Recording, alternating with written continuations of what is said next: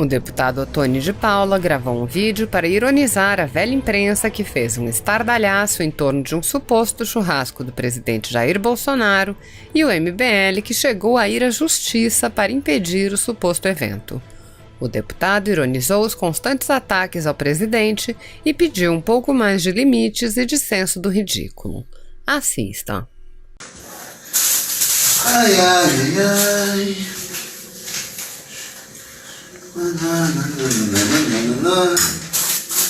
Chururururu. Chururururu. Ai, ai. Aí, pessoal, tudo bem? Eu tô aqui no churrasco fake do presidente. Tô aqui comendo, ó, uma sobrecoxa do presidente.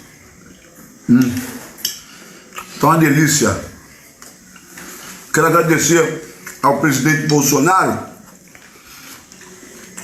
por ter me enviado aqui uma partezinha do churrasquinho que ele está fazendo para 1.100 pessoas no meio do Covid. Lá em Brasília, ele mandou isso aqui pelo correio. É muita intimidade que eu tenho com o presidente, né? Aí, pessoal, falando sério, os caras acreditaram que o presidente ia fazer um churrasco para mais de 1.000 pessoas no Alvorada. Agora, pior não é a imprensa comprar que Bolsonaro ia fazer o churrasco. O MBL entrou na justiça. O MBL entrou na justiça para impedir o presidente de fazer o churrasco fake. Cara, é muita vontade de acabar com o Bolsonaro de Moraes. Vai ser impedido o presidente fazer piada. O STF vai entrar com uma ação dizendo que Bolsonaro está impedido de fazer piada. Olha, esse país chegou numa situação que é um absurdo, meu irmão. O presidente brinca dizendo que vai fazer uma churrascada.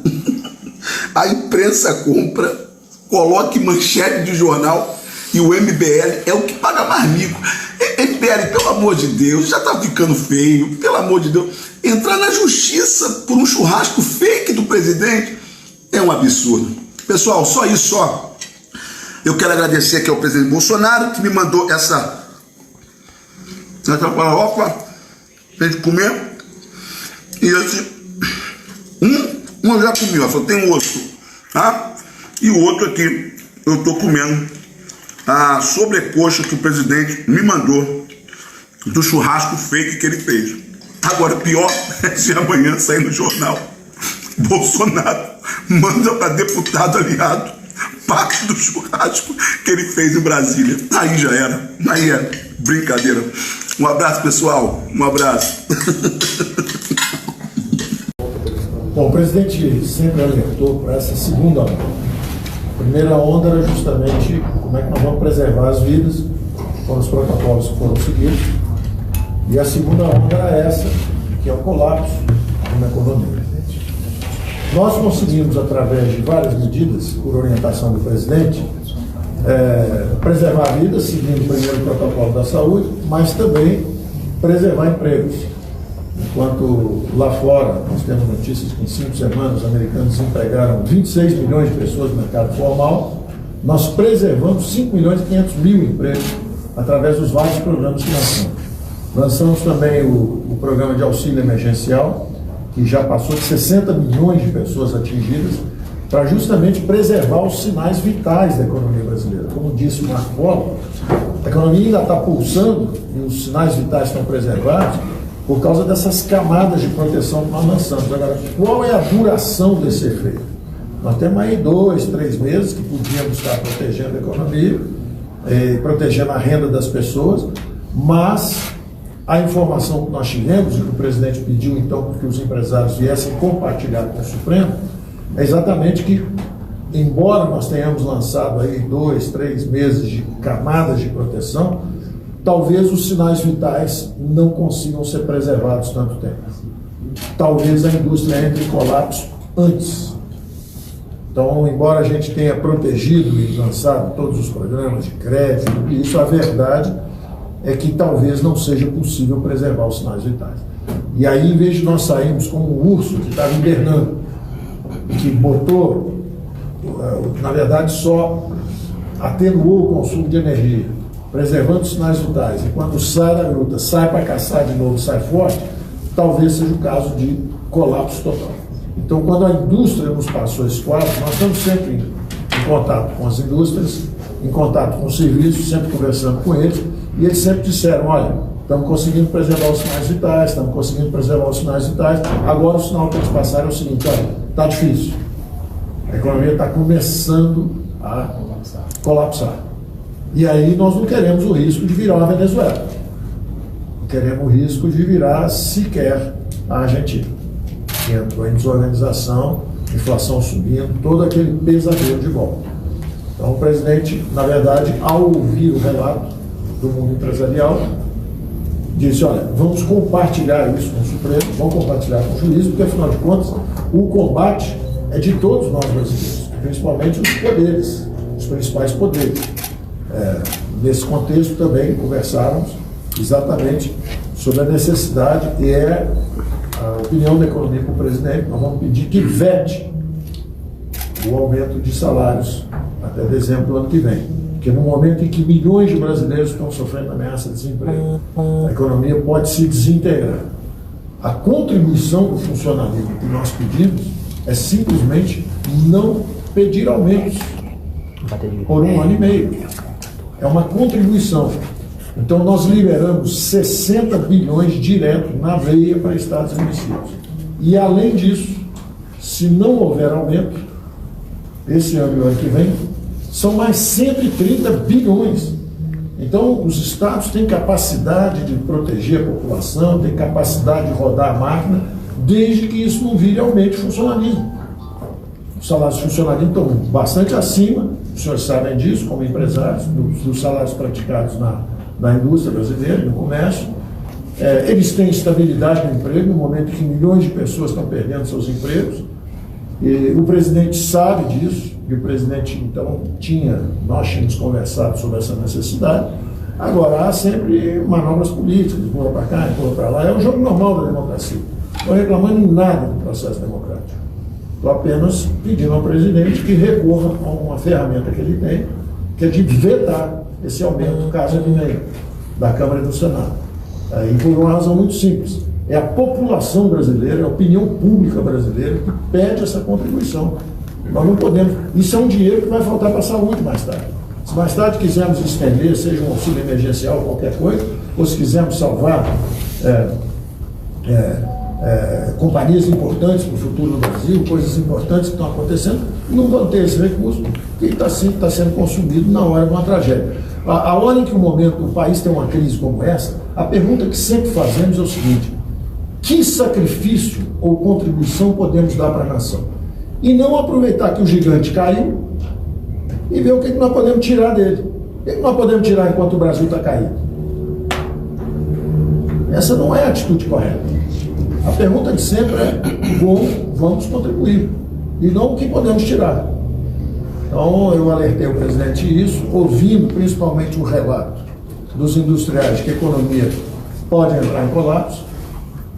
O presidente foi o primeiro a alertar para essa possibilidade, sempre disse isso. Então, quando os industriais dizem, olha, ainda temos os sinais vitais preservados, um pouco mais e nós saímos, e vamos surpreender o mundo de novo. Vamos reativar a economia antes dos outros e vamos sair disso. Então, no momento em que eles endossam esse relato e essa preocupação do presidente, o presidente falou, vamos ao Supremo, vamos levar essa consideração lá, para que todos saibam o que está acontecendo. Senhores, complementando aqui o senhor Marco Polo e o senhor Paulo Guedes, tem um decreto presidencial que define o que são atividades essenciais. O que não está ali ficou a cargo dos governadores e prefeitos, conforme a decisão do próprio Supremo Tribunal Federal, de decidir.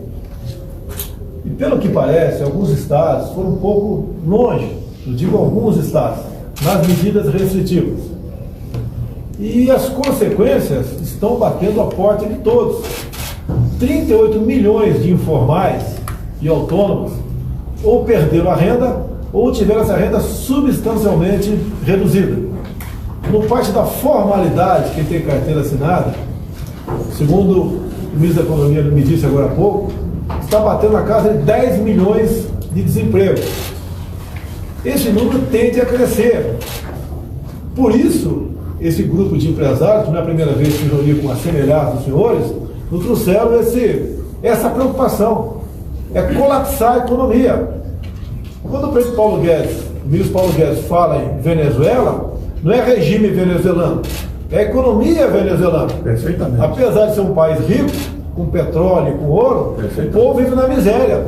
Porque chegou a um ponto, a economia lá, que fica muito difícil recuperar. Então nós temos que tomar decisão. Nós, chefes do executivo, chefes de poderes, né? Nós temos que decidir. Muitas vezes que o senhor Dias Toffoli toma medidas aqui, que ele sabe de um lado ou de outro, ele vai sofrer crítica. E ele tem coragem de decidir. Assim é, da minha parte, tocante ao poder executivo. E assim também, em grande parte, o poder legislativo.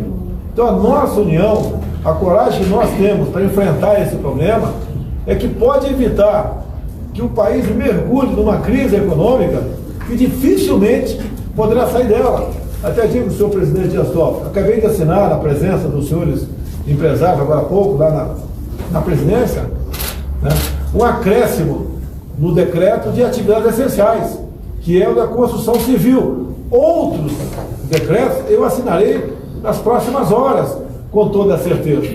Então, o clamor que os empresários trazem aqui para a Vossa Excelência, que obviamente tem um valor simbólico também, junto a todos no Brasil, é que nós devemos nos preocupar com vidas, sim, mas também com empregos, porque economia é vida.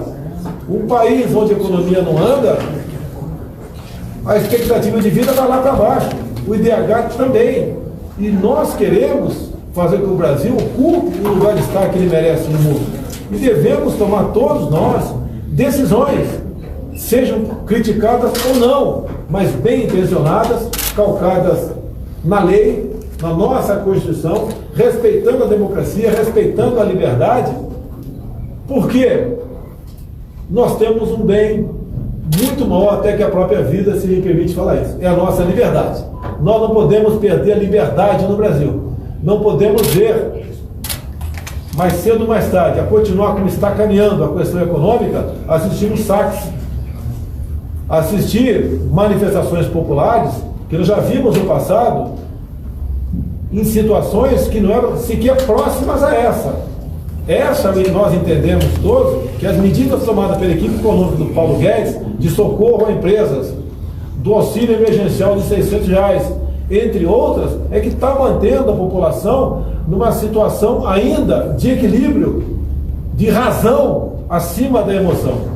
Então, senhor me permite, senhor presidente Dias Toffoli, a razão da vinda dos empresários aqui, que eu sugeri a eles, é exatamente isso. Todos nós, com o mesmo propósito, com o mesmo ideal. É o Brasil realmente voltar à normalidade. Preocupados com a vida, sim. Nunca não nos preocupamos disso, mas a questão do emprego, da economia, isso também é vida. Então, esse, senhor ministro, me permite, e eu agradeço muito a acolhida que o senhor nos deu para esse momento aqui dentro do Supremo Tribunal Federal.